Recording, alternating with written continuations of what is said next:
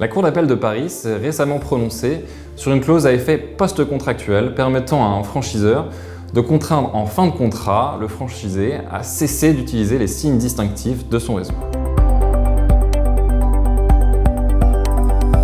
L'arrêt en question du 1er juillet 2020 concernait le réseau de franchise de centres de lavage rapide d'automobiles Éléphant Bleu.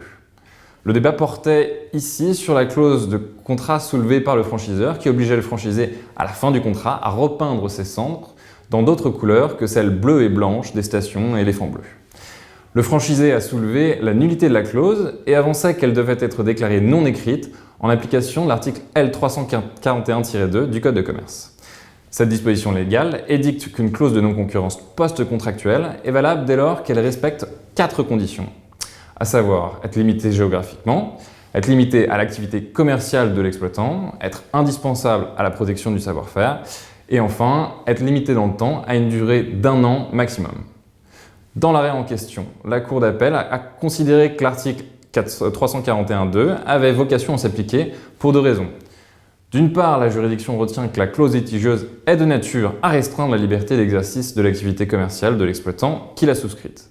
D'autre part, se posait la question de l'application dans le temps de l'article L341-2, qui a été créé par la loi Macron en août 2015 et entré en vigueur en août 2016.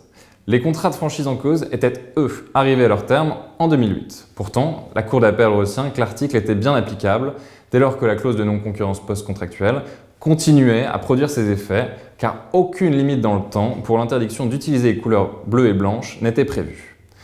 Cet arrêt est doublement critiquable, tout d'abord parce que la clause annulée n'a pas vocation à restreindre la possibilité d'exercer l'activité concurrente dans le même local avec le même matériel.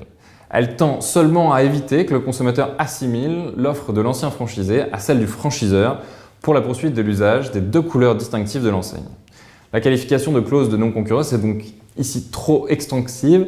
Elle menace les investissements du franchiseur et la distinctivité de son concept.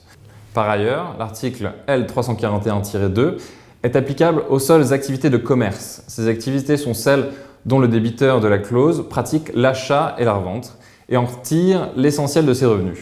L'article en question ne devait donc pas s'appliquer aux activités de service. Cet arrêt est ainsi, dans tous les cas, inopportun pour les franchiseurs et la franchise.